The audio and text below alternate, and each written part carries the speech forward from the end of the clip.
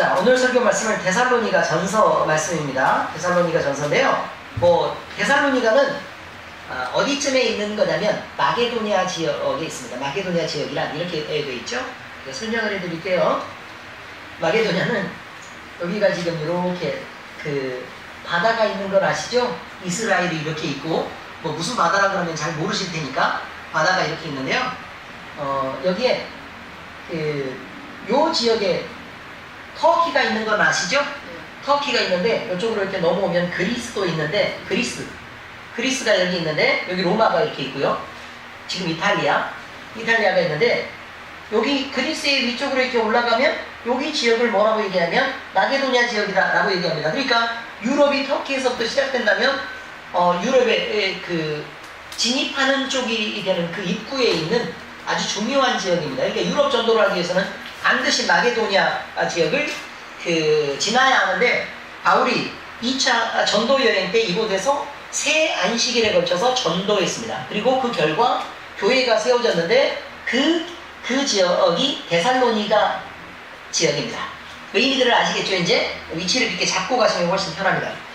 근데요, 그 지역에서 바울이 전도를 계속할 수 있었느냐? 그러면 그렇지 못했습니다. 왜냐면 여러분들도 이제 사도행전을 들어서 아시다시피 유대인들이 얼마나 들고 일어서서 괴롭혔든지 바울이 거기서 전도를 더 이상 할 수 없는 지경에 이르렀습니다. 소동이 일어나서요. 그래서 그것을 떠나게 되었는데 그런데 바울의 마음까지 그곳을 떠나는 것이 아니었습니다. 그래서 바울이 이제 그곳에 이제 막 전도해놓고 한 3주 전도해놓고 그러면 대충 보름 조금 넘게 전도를 했는데 이제 전도 끝냈으니까 이제 모른 척해도 괜찮겠다. 그게 아니고요. 걱정이 태산 같습니다. 도대체 어떻게 지내고는 있는지, 예수를 믿는다고 얘기는 했는데 믿고는 있는지, 뭘 알고 믿는지 걱정이 되겠죠. 아니 1년을 놓고 가르쳐도 밥 먹을 때 기도는 좀 하고 있는지, 부부싸움은 좀 덜 하는지, 하루라도 말다툼은 좀 안 하는지, 덥다고 서로 짜증내지는 않는지, 이런 걱정이 태산 같은데 어쩌다가 말씀이라도 좀 보는지, 기도는 좀 하는지 걱정이 되겠습니까? 안 되겠습니까? 걱정이 되겠죠. 네, 참 걱정이 늘 있었습니다. 그런데 동역자 디모데가 데살로니가 교회에 이런 소식이 있다라고 그 소식을 가지고 왔습니다. 그러니까 너무 반가운 마음에서 들었는데요. 그 소식 대부분이 서로 사랑하고 있다, 지금도 믿음을 잘 지키고 있다. 그들이 얼마나 사랑하고 있든지 요 마게도니아 지역에 있으면 이 일대에 데살로니가 사람들은 사랑이 풍부하다 그러더라. 서로 사랑하고 서로 용납하고 그러는 것이 너무 모범이 되고 좋다고 하더라. 나는 그런 것들을 소문이 나가지고 그런 부분에 대해서 좋은 소식을 듣게 되었습니다. 그런데 그런 소식만 들은 것이 아니고 이러이런 문제가 있다더라 라는 이야기까지 듣게 되었다. 이런 말입니다. 의미들을 다 아시겠죠? 네. 그런데 주 52년경에 그 소식을 듣고 이제 편지를 썼는데요. 네. 편지를 썼는데 어서오세요. 예수 그리스도 이름으로 환영합니다. 편지를 썼는데 데살로니가에 이제 그런 내용들이 쭉 나와 있는 것입니다. 그런데 이 내용은 크게 이제 몇 가지로 나눠지는데요. 두 가지 면으로 요약을 해볼 수 있습니다. 그 요약이 뭐냐면요. 첫째는 유대인의 박해가 그렇게 있었는데도 데살로니가 교회는 굳게 서 있었다. 그래서 너무 잘하고 있다. 그러니까 내가 이 소식을 들으니까 얼마나 좋은지 모르겠다. 잘했어 라고 칭찬하는 거 첫 번째입니다. 두 번째는 그렇게 잘하고 있는 그 속에 이제 점점 자라가고 있는 어떤 잘못과 오해가 있는데 그것을 좀 교정을 해야 되겠다 라는 부분에서 이제 가르치려고 하는 것입니다. 이 문제가 뭐냐면 예수님이 재림하는 것에 대한 문제인데요. 그 재림이 예수님을 지금 믿고 있는 거예요. 지금 예수님을 믿고 있는데 믿고 있다가 갑자기 아니 재림을 하신다 그랬는데 믿고 있을 때는 괜찮죠. 그런데 재림을 왜 기다리고 있는데 박해를 받다 보니까 사람들이 한둘 죽는 거예요. 우리 시어머니도 돌아가시고 그럼 하나님께서 이렇게 은혜를 주셨다. 이렇게 생각하시겠죠.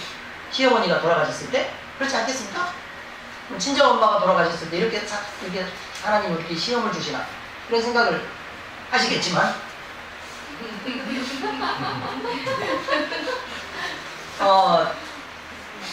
공통적인 의문은 그것입니다.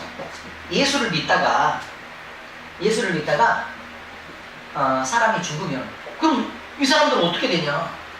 예수님의 재림을 못 보고 끝나는 거 아니냐? 라는 것들 때문에 의문이 들었단 말입니다. 그래서 야 이거 참 걱정이다 라고 생각하는 그 부분에 대해서 의문이 들었는데 바울 사도는 이것을 어떻게 해결하고 무엇라고 얘기를 했을까? 라는 부분이 데살로니가 교회에 전해집니다. 자 이제 전체적으로 이제 큰 틀을 얘기했으니까 이제 자세히 얘기를 다시 하도록 하겠습니다.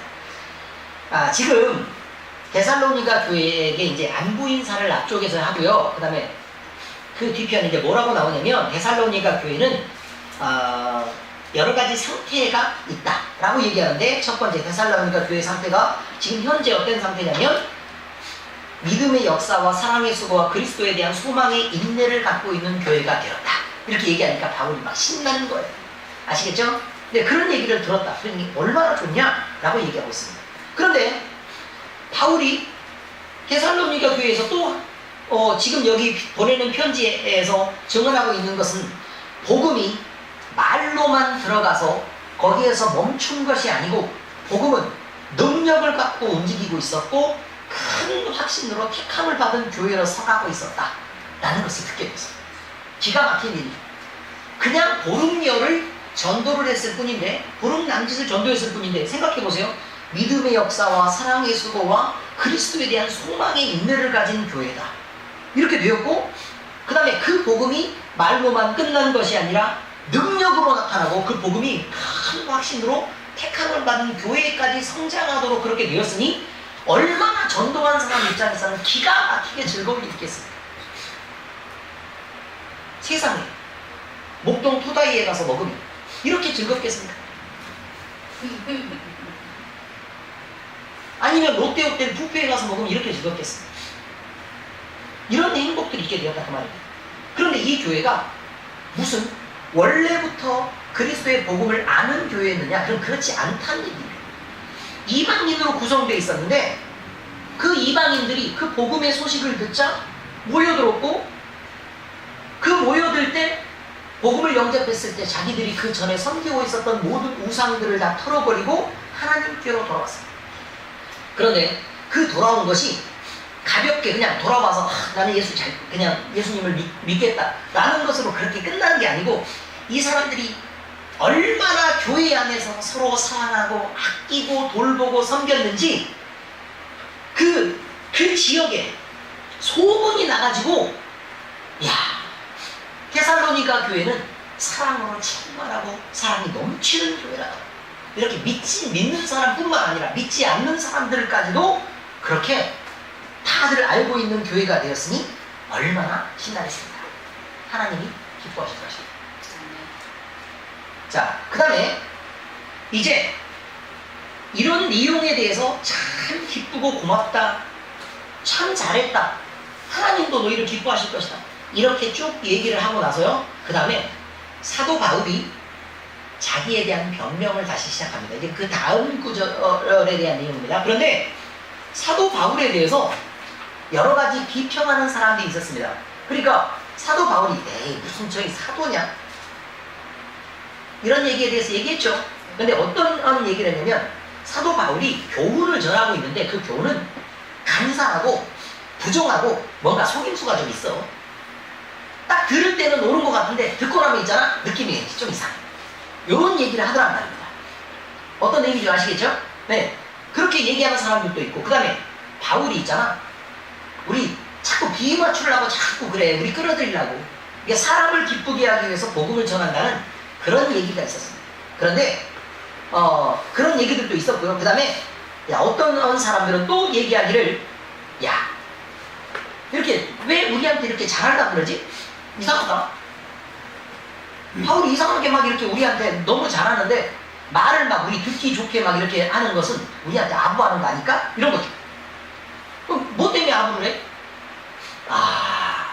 이익이 있어서 그렇지 뭐. 욕심을 부리고 나중에 뭔가 이렇게 거느리려고 그럴 거야. 이렇게 탐심의 탈을 쓰고 복음을 전한다라고 생각했습니다. 그 다음에 바울이 결국 그렇게 해서 자기가 영광을 받으려고 그런다라고 사람의 영광을 구하려고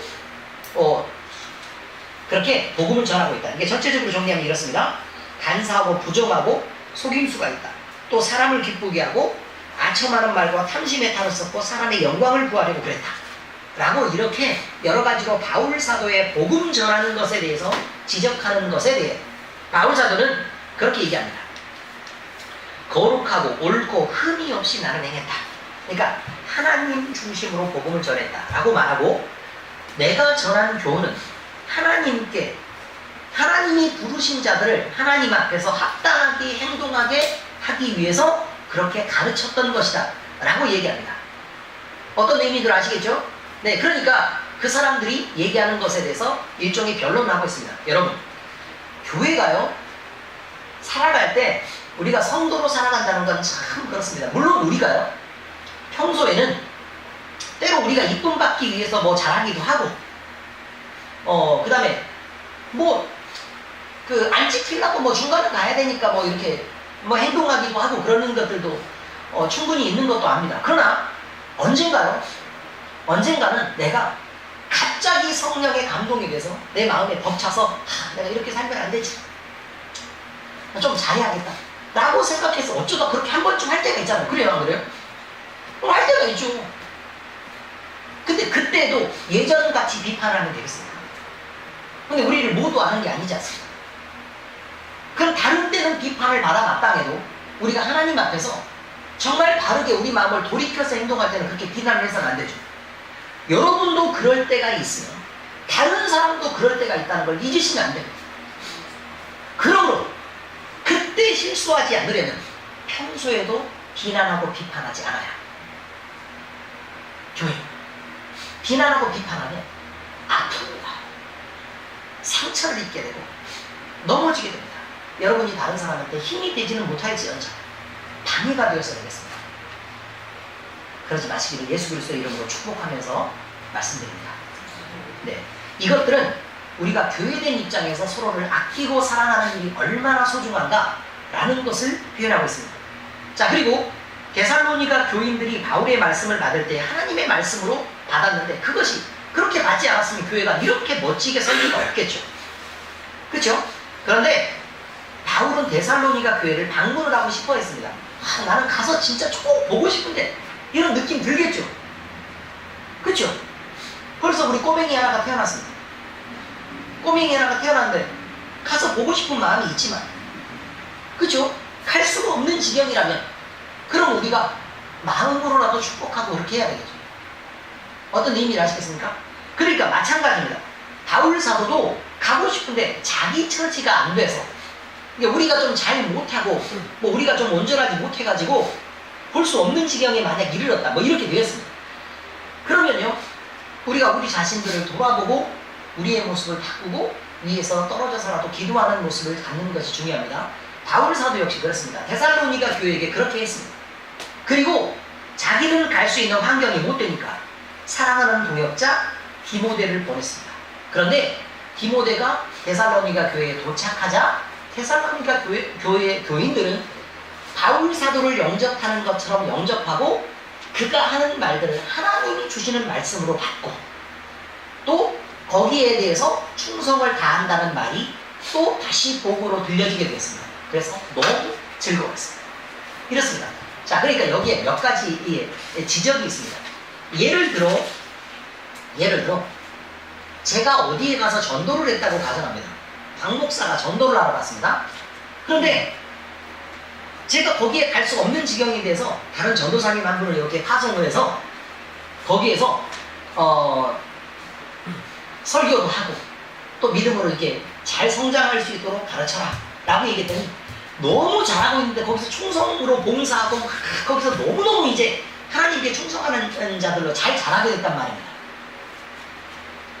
대충 사람의 감정을 이해하시겠습니까? 그러면 사람들은 야, 정말 너무 잘 됐다, 얼마나 기특하고 좋은가. 바울의 마음은 그랬습니다. 근데 대부분의 사람의 마음이 그렇겠습니까? 대부분의 사람의 마음은 야, 내가 가서 그렇게 잘하는 건 좋지만 나보다는 조금만 좀 못했으면 하는 마음이 있기도 하겠죠. 그러나 그것은 하나님의 영광을 위한 게 아니고 자기의 영광을 구하는 일입니다. 바울 사도가 많은 사람들이 사람의 영광을 위해서 너는 복음을 전했다라고 얘기하는 것에 대해서 정면으로 부인되는 대표적인 일이 이것입니다. 의미를 아시겠죠? 내가 전하든 남이 전하든 그리고 나를 헐뜯기 위해 전도하든 아니면 내가 전한 복음에 대한 세를 늘리기 위해 전하든 예수 그리스도가 전파되고 예수 그리스도가 존귀하게 되고 예수 그리스도가 높아지는 일이 있다면 나는 괜찮다. 그리고 예수 그리스도가 정해진 그것만으로도 내가 기쁘고 즐겁다 라고 받을 수 있어야 하나님 앞에서 다른 것이란 말입니다. 자, 이렇게 데살로니가 전서는 바울의 변명으로 조금 이어지는 장면들이 나옵니다. 자, 그 뒤편에는 교회의 이제 여러 가지 문제들이 나옵니다. 성도덕에 관한 문제들입니다.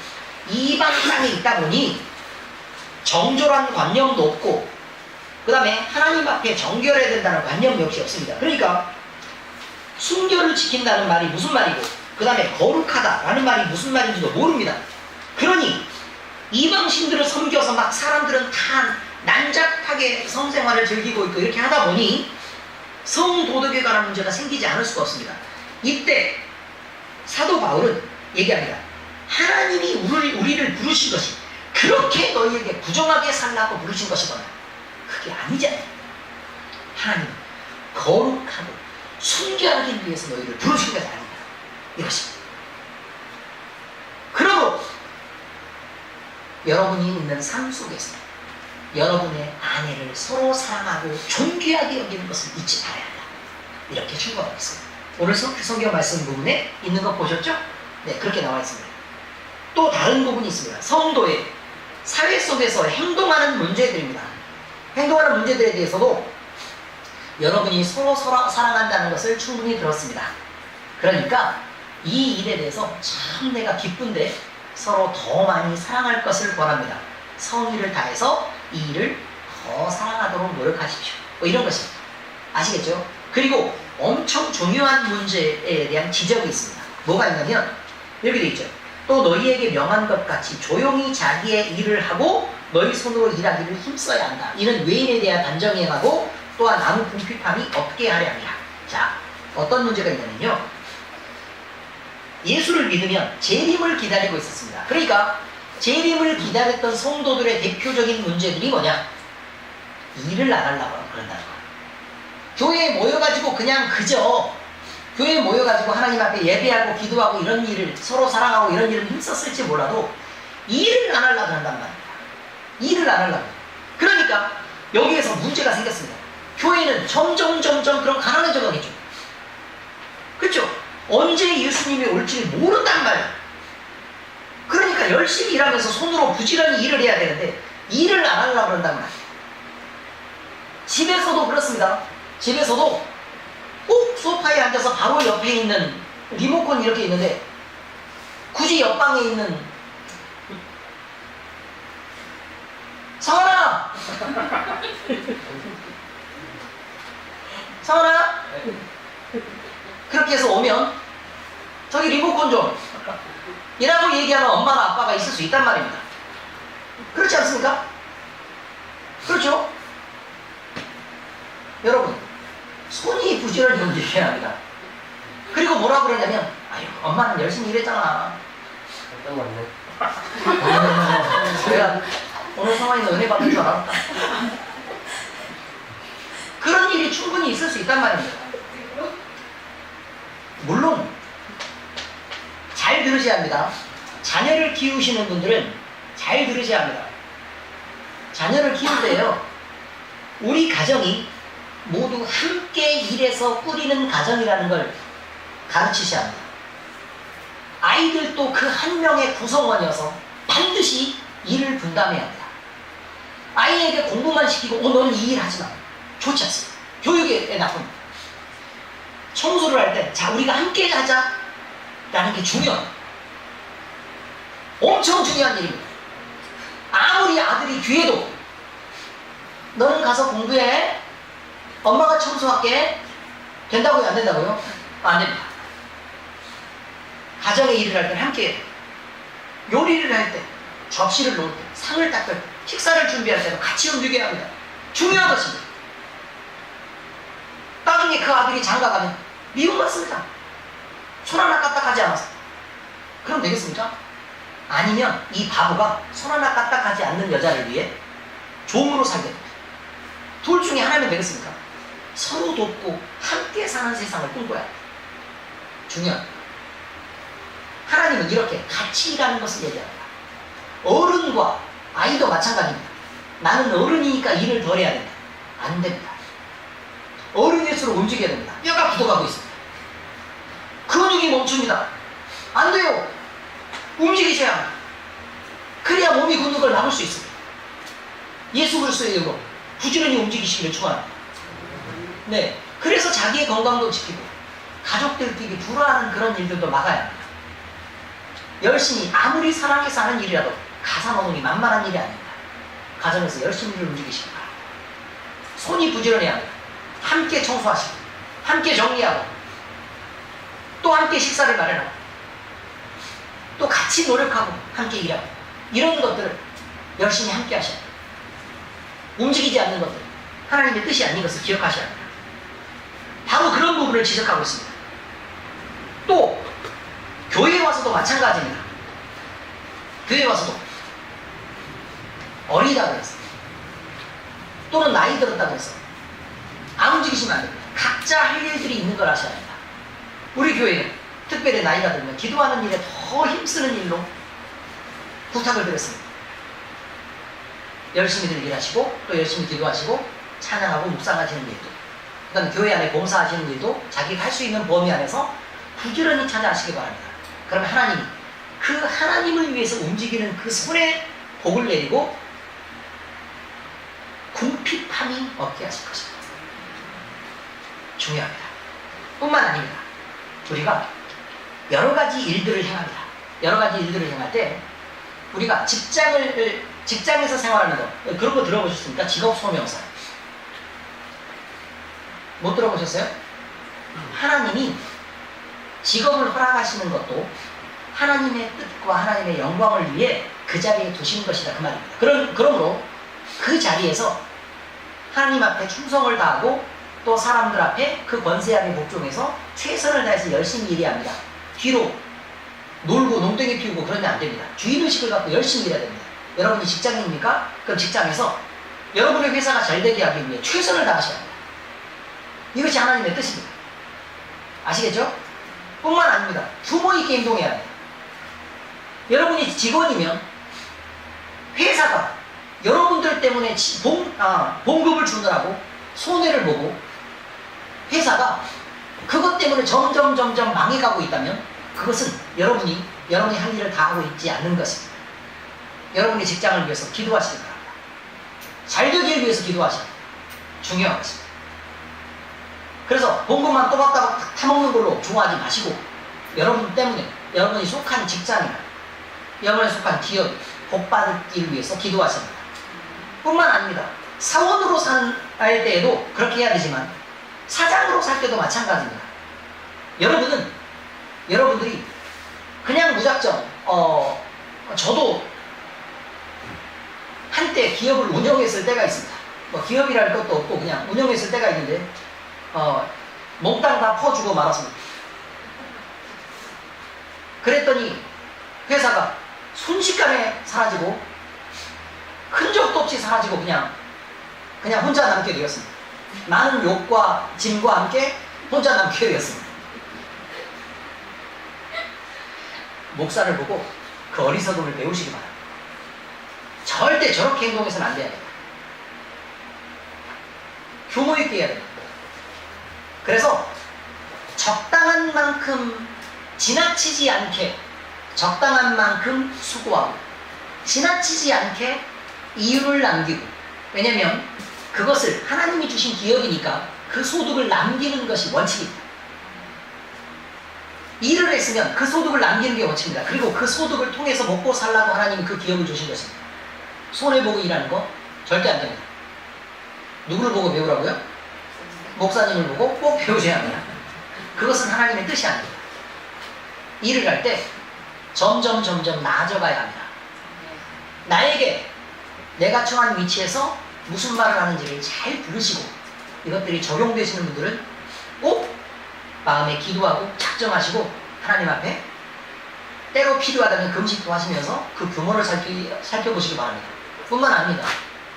직장을 생활을 하면서 보험을 한 500만 원어치 보험을 들면 무슨 너무 보험이 위험을 대비하라고 있는 것이지 위험하라고 드는 건 아니지 않습니까? 그죠? 보험 들다 보니 내가 굶어 죽게 생겼어요. 그럼 그 보험을 드는 게 원칙이 아닙니다. 보험은 말에 맞게 들어야 합니다. 규모들을 늘 지켜나가시기 바랍니다. 이런 균형 감각들은 성도에게 지혜롭게 성도에게 생각하라고 하고 맡겨주신 세상에서의 책임인 것도 여러분이 절대 잊지 않으셔야 합니다. 꼭 기억하시기 바랍니다. 그 다음에 죽은 자의 부활에 관해서는 이제 결론은 이렇게 내립니다. 죽은 사람들이 먼저 일어난다. 그러니 걱정하라. 죽어도 먼저 일어날 것이다. 그리고 살아남은 자는 공중에서 구름 속으로 끌어올려져서 공중에서 주를 영접하게 될 것이니까 죽은 자도 일어나고 산 자들도 함께 일어나서 그리스도의 재림을 함께 맞게 된다. 그러니 걱정하지 말아라. 그리고 너희들이 지금 곧 올 것이라고 재림 시기를 미리 속단하고 이렇게 있는데 그렇지 좀 마. 재림의 시기는 미리 알 사람이 없다. 하나님이 정하신 것이기 때문에 나도 모른다. 그러므로 언제 오시든지 늘 마주할 준비를 하고 있어야 된다. 그러므로 경건하고 거룩하게 늘 살고 열심히 살아야 되는 것을 잊지 말아야 한다. 라는 것으로 결론을 내리고 있습니다. 그래서 이런 결론을 통해서 성도된 자들은 어떻게 살아야 될까? 그리스도의 3대 근본 원리인 항상 기뻐하십시오. 쉬지 말고 기도하십시오. 범사에 감사하십시오. 라는 말로 마지막 권면을 마치고 있습니다.